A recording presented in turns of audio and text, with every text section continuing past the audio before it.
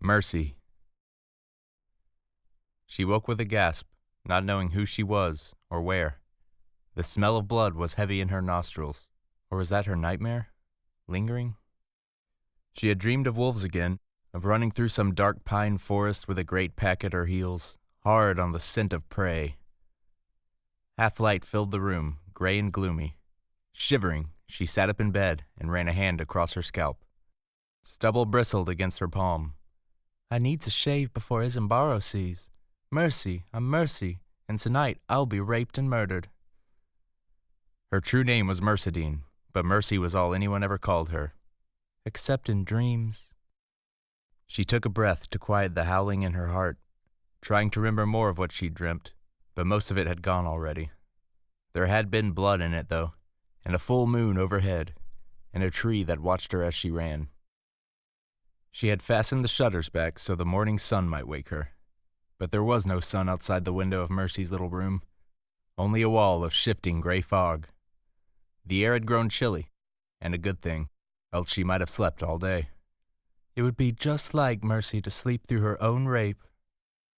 Goose prickles covered her legs. Her coverlet had twisted around her like a snake. She unwound it, threw the blanket to the bare plank floor, and padded naked to the window. Bravos was lost in fog. She could see the green water of the little canal below, the cobbled stone street that ran beneath her building, 2 arches of the mossy bridge. But the far end of the bridge vanished in grayness, and of the buildings across the canal only a few vague lights remained. She heard a soft splash as a serpent boat emerged beneath the bridge's central arch. What hour? Mercy called down to the man who stood by the snake's uplifted tail, pushing her onward with his pole. The waterman gazed up, searching for the voice. 4, by the Titan's roar! His words echoed hollowly off the swirling green waters and the walls of unseen buildings. She was not late, not yet, but she should not dawdle. Mercy was a happy soul and a hard worker, but seldom timely. That would not serve tonight. The envoy from Westeros was expected at the gate this evening, and Isambaro would be in no mood to hear excuses, even if she served them up with a sweet smile. She had filled her basin from the canal last night before she went to sleep, preferring the brackish water to the slimy green rainwater stewing in the cistern out back. Dipping a rough cloth, she washed herself head to heel, standing on one leg at a time to scrub her calloused feet. After that, she found her razor. A bare scalp helped the wigs fit better, Isambaro claimed. She shaved, donned her small clothes, and slipped a shapeless brown wool dress down over her head. One of her stockings needed mending, she saw as she pulled it up. She would ask the snapper for help. Her own sewing was so wretched that the wardrobe mistress usually took pity on her. Else I could filch a nicer pair from wardrobe. That was risky, though. Isambaro hated it when the mummers wore his costumes in the streets. Except for Windane. Give Isambaro's cock a little suck and a girl can wear any costume that she wants. Mercy was not so foolish as all that. Dana had warned her. Girls who start down that road wind up on the ship, where every man in the pit knows he can have any pretty thing he might see upon the stage, if his purse is plump enough. Her boots were lumps of old brown leather, mottled with salt stains and cracked from long wear. Her belt a length of hempen rope, dyed blue. She knotted it about her waist and hung a knife on her right hip and a coin pouch on her left. Last of all, she threw her cloak across her shoulders. It was a real mummer's cloak, purple wool lined in red silk with a hood to keep the rain off, and 3 secret pockets, too. She'd hid some coins in one of those, an iron key in another, a blade in the last. A real blade, not a fruit knife like the one on her hip, but it did not belong to Mercy, no more than her other treasures did. The fruit knife belonged to Mercy. She was made for eating fruit, for smiling and joking, for working hard and doing as she was told. Mercy, mercy, mercy, she sang as she descended the wooden stair to the street. The handrail was splintery, the steps steep, and there were 5 flights, but that was why she'd gotten the room so cheap. That and Mercy's smile. She might be bald and skinny, but Mercy had a pretty smile and a certain grace. Even Isambaro agreed that she was graceful. She was not far from the gate as the crow flies, but for girls with feet instead of wings, the way was longer. Braavos was a crooked city. The streets were crooked, the alleys were crookeder, and the canals were crookedest of all. Most days she preferred to go the long way, down the Ragman's Road along the outer harbor, where she had the sea before her and the sky above, and a clear view across the great lagoon to the arsenal and the piney slopes off Selagoro's shield. Sailors would hail her as she passed the docks, calling down from the decks of Terry Ibbenese whalers and big-bellied Westerosi cogs. Mercy could not always understand their words, but she knew what they were saying. Sometimes she would smile back and tell them they could find her at the gate if they had the coin. The long way also took her across the Bridge of Eyes with its carved stone faces. From the top of its span, she could look through the arches and see all the city, the green copper domes of the Hall of Truth, the masts rising like a forest from the purple harbor, the tall towers of the mighty, the golden thunderbolt turning on its spire atop the Sea Lord's palace. Even the Titan's bronze shoulders, off across the dark green waters. But that was only when the sun was shining down on Braavos. If the fog was thick, there was nothing to see but gray, so today Mercy chose the shorter route to save some wear on her poor cracked boots. The mist seemed to part before her and close up again as she passed. The cobblestones were wet and slick under her feet. She heard a cat yowl plaintively. Braavos was a good city for cats, and they roamed everywhere, especially at night. In the fog, all cats are gray, Mercy thought. In the fog, all men are killers. She had never seen a thicker fog than this one. On the larger canals, the watermen would be running their serpent boats into one another, unable to make out any more than dim lights from the buildings to either side of them. Mercy passed an old man with a lantern walking the other way, and envied him his light. The street was so gloomy she could scarcely see where she was stepping. In the humbler parts of the city, the houses, shops, and warehouses crowded together, leaning on each other like drunken lovers, their upper stories so close that you could step from one balcony to the next. The streets below became dark tunnels where every footfall echoed. The small canals were even more hazardous, since many of the houses that lined them had privies jutting out over the water. Isambara loved to give the Sea Lord's speech from the merchant's melancholy daughter, about how, "Here the last Titan yet stands, astride the stony shoulders of his brothers." But Mercy preferred the scene where the fat merchant shat on the Sea Lord's head as he passed underneath in his gold and purple barge. Only in Braavos could something like that happen, it was said, and only in Braavos would Sea Lord and sailor alike howl with laughter to see it. The gate stood close by the edge of Drowntown, between the outer harbor and the purple harbor. An old warehouse had burnt there, and the ground was sinking a little more each year, so the land came cheap. Atop the flooded stone foundation of the warehouse, Isambaro raised his cavernous play hall. The dome and the blue lantern might enjoy more fashionable environs, he told his mummers, but here between the harbors they would never lack for sailors and whores to fill their pit. The ship was close by, still pulling handsome crowds to the quay, where she had been moored for 20 years, he said, and the gate would flourish too. Time had proved him right. The gate's stage had developed a tilt as the building settled. Their costumes were prone to mildew, and water snakes nested in the flooded cellar, but none of that troubled the mummers, so long as the house was full.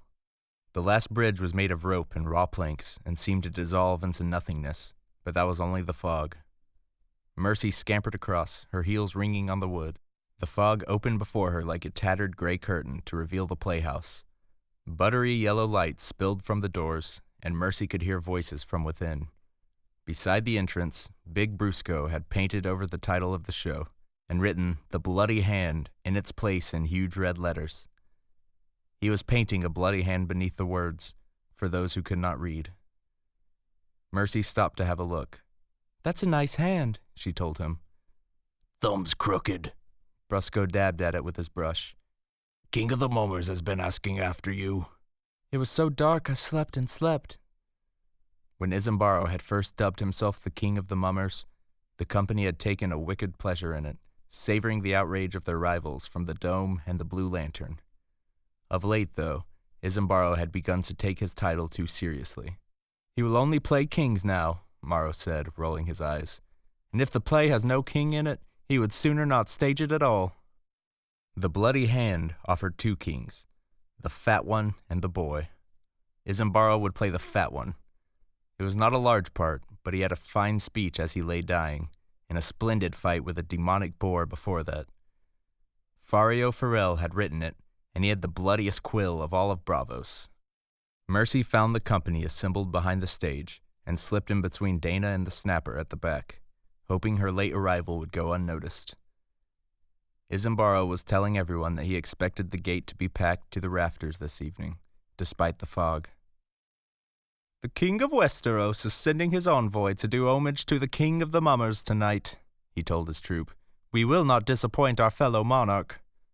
"We?" said the Snapper, who did all the costumes for the Mummers. "Is there more than one of him now?" "He's fat enough to count for 2, whispered Bobono. Every Mummers troop had to have a dwarf. He was theirs. When he saw Mercy, he gave her a leer. "Oh ho," he said. "There she is. Is the little girl all ready for her rape?" He smacked his lips. The Snapper smacked him in the head. "Be quiet!" The King of Mummers ignored the brief commotion. He was still talking, telling the Mummers how magnificent they must be. Besides the Westerosi envoy, there would be keyholders in the crowd this evening, and famous courtesans as well. He did not intend for them to leave with a poor opinion of the gate. "It shall go ill for any man who fails me," a threat he borrowed from the speech Prince Garin gives on the eve of battle in Wrath of the Dragon Lords, Fario Farrell's first play. By the time Isambaro finally finished speaking, less than an hour remained before the show, and the Mummers were all frantic and fretful by turns. The gate rang to the sound of Mercy's name. "Mercy," her friend Dana implored. "Lady Stark has stepped on the hem of her gown again. Come help me sew it up." "Mercy," the stranger called. "Break the bloody paste. My horn is coming loose." "Mercy," boomed Isambaro the Great himself. "What have you done with my crown, girl? I cannot make my entrance without my crown. How shall they know that I'm a king?" "Mercy!" squeaked the dwarf Bobono. "Mercy! Something's amiss with my laces. My cock keeps flopping out." She fetched the sticky paste and fastened the stranger's left horn back onto his forehead. She found Isambaro's crown in the privy, where he always left it, and helped him pin it to his wig, and then ran for the needle and thread so the Snapper could sew the lace hem back onto the cloth of gold gown that the queen would wear in the wedding scene. And Bobono's cock was indeed flopping out. It was made to flop out for the rape. "What a hideous thing," Mercy thought as she knelt before the dwarf to fix him. The cock was a foot long and as thick as her arm, big enough to be seen from the highest balcony. The dyer had done a poor job with the leather, though. The thing was a mottled pink and white, with a bulbous head the color of a plum. Mercy pushed it back into Bobono's breeches and laced him back up. "Mercy," he sang as she tied him tight. "Mercy, mercy, come to my room tonight and make a man of me." "I'll make a eunuch of you if you keep unlacing yourself just so I'll fiddle with your crotch." "We were meant to be together, Mercy," Bobono insisted. "Look, we're just the same height." "Only when I'm on my knees. Do you remember your first line?" It had only been a fortnight since the dwarf had lurched onto stage in his cups and opened The Anguish of the Archon with the Grumpkin speech from The Merchant's Lusty Lady. Isambaro would skin him alive if he made such a blunder again, and never mind how hard it was to find a good dwarf. "What are we playing, Mercy?" Bobono asked, innocently. He is teasing me, Mercy thought. He's not drunk tonight. He knows the show perfectly well. We are doing Fario's New Bloody Hand in honor of the envoy from the Seven Kingdoms. "Now I recall." Bobono lowered his voice to a sinister croak. "The seven-faced god has cheated me," he said. "My noble sire he made of purest gold, and gold he made my siblings, boy and girl. But I am formed of darker stuff, of bones and blood and clay, twisted into this rude shape you see before you." With that, he grabbed at her chest, fumbling for a nipple. "You have no titties. How can I rape a girl with no titties?" She caught his nose between her thumb and forefinger and twisted. "You'll have no nose until you get your hands off me." "Ow!" the dwarf squealed, releasing her. "I'll grow titties in a year or two." Mercy rose to tower over the little man. "But you'll never grow another nose. You think of that before you touch me there." Bobono rubbed his tender nose. "There's no need to get so shy. I'll be raping you soon enough." "Not until the second act." I always give Windane's titties a nice squeeze when I rape her in the anguish of the Archon, the dwarf complained. She likes it, and the pit does too. You have to please the pit. That was one of Isambara's wisdoms, as he liked to call them. You have to please the pit. I bet it would please the pit if I ripped off the dwarf's cock and beat him in the head with it, Mercy replied. That's something they won't have seen before. Always give them something they haven't seen before was another of Isambara's wisdoms, and one that Babono had no easy answer for. There, you're done, Mercy announced. Now see if you can keep it in your breeches till it's needed. Isambara was calling for her again. Now he could not find his boar spear. Mercy found it for him, helped Big Brusco don his boar suit, checked the trick daggers just to make sure no one had replaced one with a real blade. Someone had done that at the dome once, and a mummer had died. And poured Lady Stork the little nip of wine she liked to have before each play. When all the cries of "Mercy, mercy, mercy" finally died away, she stole a moment for a quick peek out into the house.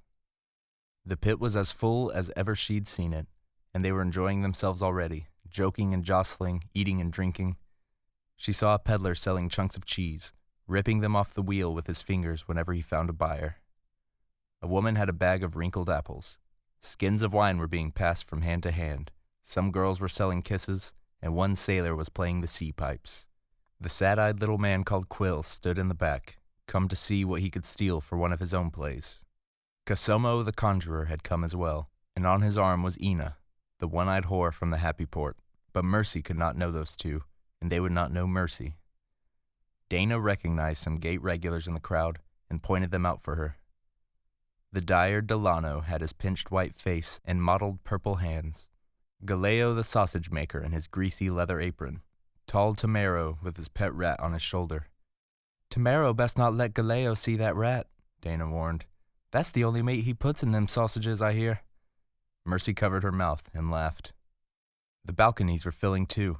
The first and third levels were for merchants and captains and other respectable folk. The bravos preferred the fourth and highest, where the seats were cheapest. It was a riot of bright color up there, while down below, more somber shades held sway.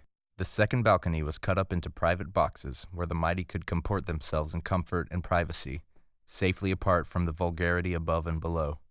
They had the best view of the stage, and servants to bring them food, wine, cushions, and whatever they might desire. It was rare to find the second balcony more than half full at the gate. Such of the mighty who relished a night of mummery were more inclined to visit the dome or the Blue Lantern, where the offerings were considered subtler and more poetic. This night was different, though, no doubt on account of the Westerosi envoy. In one box sat 3 scions of Otharis, each accompanied by a famous courtesan. Prestane sat alone, a man so ancient that you wondered how he had ever reached his seat. Torone and Prunella shared a box, as they shared an uncomfortable alliance. The third sword was hosting a half-dozen friends. I count 5 keyholders, said Dana. Bizarro is so fat you ought to count him twice, Mercy replied, giggling. Isambaro had a belly on him, but compared to Bizarro, he was as lithe as a willow. The keyholder was so big he needed a special seat, thrice the size of a common chair.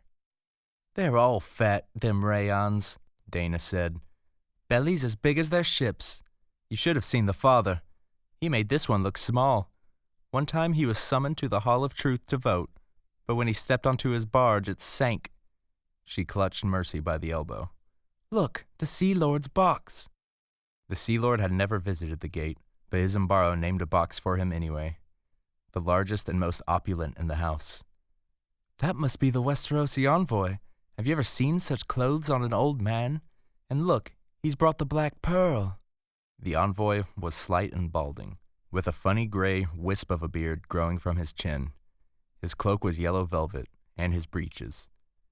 His doublet was a blue so bright it almost made Mercy's eyes water.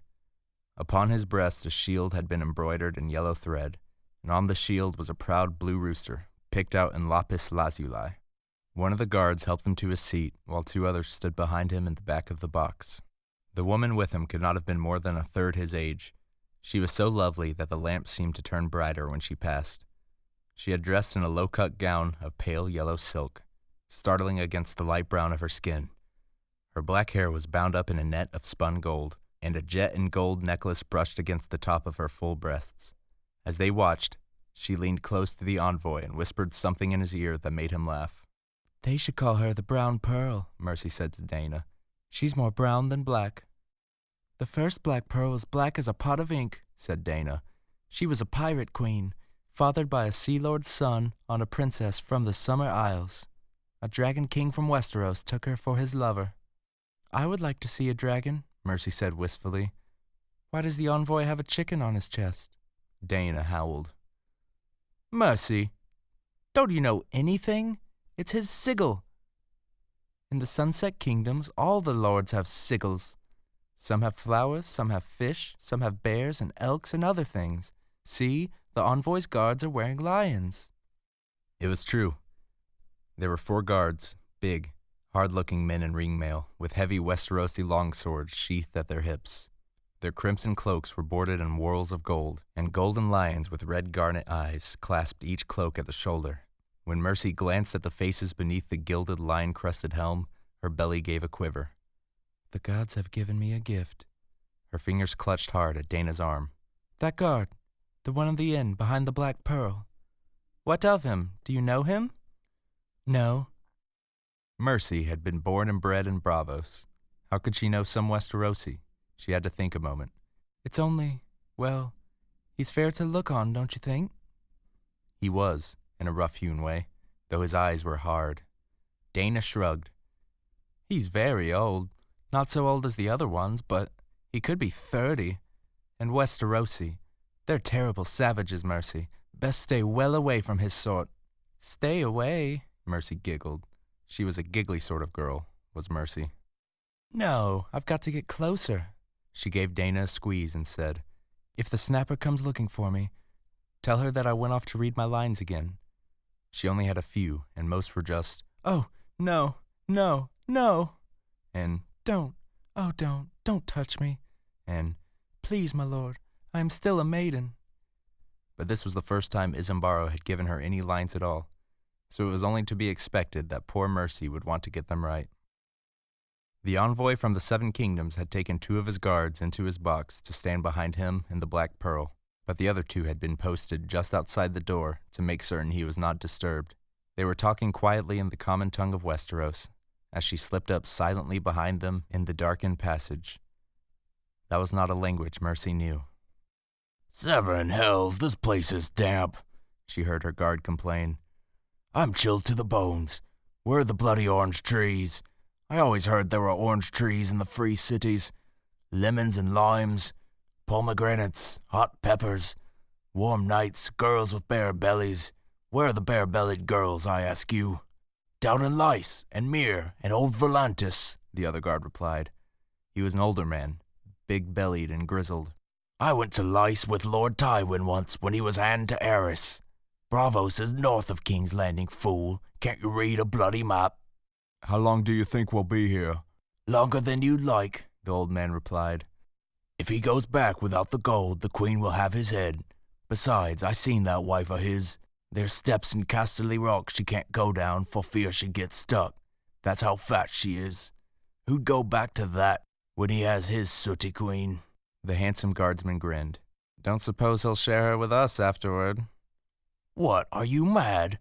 You think he notices the likes of us? Bloody bugger don't even get our names right half the time. Maybe it was different with Clegane. Sir wasn't one for mama shows and fancy halls. When Sir wanted a woman, he took one, but sometimes he'd let us have her after. I wouldn't mind having a taste of that Black Pearl. You think she's pink between her legs?"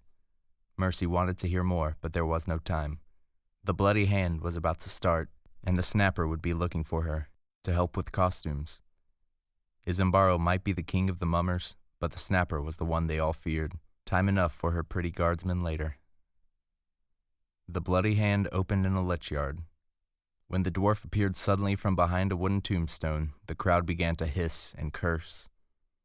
Babono wobbled to the front of the stage and leered at them. "The seven-faced god has cheated me," he began, snarling the words. "My noble sire he made of purest gold, and gold he made my siblings, boy and girl. But I am formed of darker stuff, of bones and blood and clay. By then Morrow had appeared behind them, gaunt and terrible, in the stranger's long black robes. His face was black as well, his teeth red and shiny with blood, while ivory horns jutted upwards from his brow. Babono could not see him, but the balconies could, and now the pit as well. The gate grew deathly quiet. Morrow moved forward silently. So did Mercy. The costumes were all hung, and the snapper was busy sewing Dana into her gown for the court scene, so Mercy's absence should not be noted. Quiet as a shadow, she slipped around the back again, up to where the guardsman stood outside the envoy's box. Standing in a darkened alcove, still as stone, she had a good look at his face. She studied it carefully, to be sure. Am I too young for him? She wondered. Too plain? Too skinny? She hoped he wasn't the sort of man who liked big breasts on a girl. Babono had been right about her chest. It would be best if I could take him back to my place, have him all to myself. But will he come with me? You think it might be him? The pretty one was saying. What, did the others take your wits? Why not? He's a dwarf, ain't he? The imp weren't the only dwarf in the world. Maybe not, but look here. Everyone says how clever he was, true? So maybe he figures the last place his sister would ever look for him would be in some mummer show, making fun of himself. And so he does just that to tweak her nose. Ah, you're mad. Well, maybe I'll follow him after the mummery, find out for myself. The guardsman put a hand on the hilt of his sword. If I'm right, I'll be a my lord, and if I'm wrong, well, bleed it, it's just some dwarf. He gave a bark of laughter. On stage, Babono was bargaining with Morrow's sinister stranger. He had a big voice for such a little man, and he made it ring off the highest rafters now. Give me the cup, he told the stranger, for I shall drink deep. And if it tastes of gold and lion's blood, so much the better. As I cannot be the hero, let me be the monster, and lessen them in fear in place of love. Mercy mouthed the last lines along with him. They were better lines than hers, and apt besides. He'll want me, or he won't, she thought. So let the play begin. She said a silent prayer to the god of many faces, slipped out of her alcove, and flounced up to the guardsman. Mercy, mercy, mercy. My lords, she said, do you speak Bravosi? Oh, please, tell me you do. The two guardsmen exchanged a look. What's this thing going on about? The older one asked. Who is she? One of the mummers, said the pretty one. He pushed his fair hair back off his brow and smiled at her. Sorry, sweetling, we don't speak your gibble-gabble. Fuss and feathers, Mercy thought. They only know the common tongue. That was no good. Give it up or go ahead. She could not give it up. She wanted him so bad. I know your tongue, a little, she lied, with Mercy's sweetest smile. You are lords of Westeros, my friend said. The old one laughed. Lords, aye, that's us. Mercy looked down at her feet, so shy. Isambaro said to please the lords, she whispered. If there is anything you want, anything at all. The two guardsmen exchanged a look. Then the handsome one reached out and touched her breast. Anything? You're disgusting, said the older man. Why, if this Isambaro wants to be hospitable, it would be rude to refuse. He gave her nipple a tweak through the fabric of her dress, just the way the dwarf had done when she was fixing his cock for him. Mummers are the next best thing to whores. Might be, but this one is a child. I am not, lied Mercy. I'm a maiden now. Not for long, said the comely one. I'm Lord Rafford, sweetling, and I know just what I want. Hike up those skirts now and lean back against that wall. Not here, Mercy said, brushing his hands away. Not where the play is on. I might cry out and Isambaro would be mad. Where then? I know a place. The older guard was scowling. What, you think you can just scamper off? What if his knightliness comes looking for you? Why would he? He's got a show to watch. And he's got his own whore. Why shouldn't I have mine? This won't take long. No, she thought. It won't. Mercy took him by the hand, led him through the back and down the steps and out into the foggy night. You could be a mummer if you wanted, she told him, as he pressed her up against the wall of the playhouse. Me? the guardsman snorted. Not me, girl. All that bloody talking, I wouldn't remember half of it. It's hard at first, she admitted, but after a time it comes easier. I could teach you to say a line, I could. He grabbed her wrist. I'll do the teaching. Time for your first lesson. He pulled her hard against him and kissed her on the lips, forcing his tongue into her mouth. It was all wet and slimy, like an eel. Mercy licked it with her own tongue, then broke away from him, breathless. Not here. Someone might see. My room's not far, but hurry. I have to be back before the second act, or I'll miss my rape. He grinned. No fear of that, girl. But he let her pull him after her. Hand in hand, they went racing through the fog, over bridges and through alleys and up 5 flights of splintery wooden stairs. The guardsman was panting by the time they burst through the door of her little room. Mercy lit a tallow candle, then danced around at him, giggling. Oh, now you're all tired out. I forgot how old you were, my lord. Do you want to take a little nap? Just lie down and close your eyes, and I'll come back after the imp's done raping me. You're not going anywhere. He pulled her roughly to him. Get those rags off, and I'll show you how old I am, girl. Mercy, she said. My name is Mercy. Can you say it? Mercy, he said. My name is Raph. I know. She slipped her hand between his legs and felt how hard he was through the wool of his breeches. The laces, he urged her. Be a sweet girl and undo them. Instead, she slid her finger down along the inside of his thigh. He gave a grunt. Damn! Be careful there, you. Mercy gave a gasp and stepped away, her face confused and frightened. You're bleeding. What? He looked down at himself. Gods be good! What did you do to me, you little cunt? The red stain spread across his thigh, soaking the heavy fabric. Nothing, Mercy squeaked. I never. Oh, there's so much blood. Stop it, you're scaring me. He shook his head, a dazed look on his face. When he pressed his hand to his thigh, blood squirted through his fingers.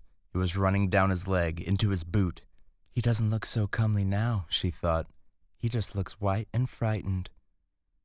A towel, the guardsman gasped. Bring me a towel, a rag. Press down on it. Gods, I feel dizzy. His leg was drenched with blood from the thigh down. When he tried to put his weight on it, his knee buckled and he fell. Help me, he pleaded as the crotch of his breeches reddened. Mother, have mercy, girl. A healer. Run and find a healer. Quick now. There's one on the next canal, but he won't come. You have to go to him. Can't you walk? Walk? His fingers were slick with blood. Are you blind, girl? I'm bleeding like a stuck pig. I can't walk on this. Well, she said, I don't know how you'll get there then. You'll need to carry me. See, thought Mercy. You know your line, and so do I. Think so? Asked Arya, sweetly. Raph the Sweetling looked up sharply as the long, thin blade came sliding from her sleeve. She slipped it through his throat beneath the chin, twisted, and ripped it back out sideways with a single smooth slash. A red fine rain followed, and in his eyes the lights went out. Valar Morghulis, Arya whispered, but Raph was dead and did not hear. She sniffed. I should have helped him down the steps before I killed him. Now I'll need to drag him all the way to the canal and roll him in. The eels would do the rest. Mercy, mercy, mercy, she sang sadly. A foolish, giddy girl she'd been, but good-hearted. She would miss her, and she would miss Dana and the Snapper and the rest, even Isambaro and Babono. This would make trouble for the Sea Lord, and the envoy with the chicken on his chest, she did not doubt. She would think about that later, though. Just now there was no time. I had best run. Mercy still had some lines to say, her first lines and her last, and Isambaro would have her pretty little empty head if she were late for her own rape.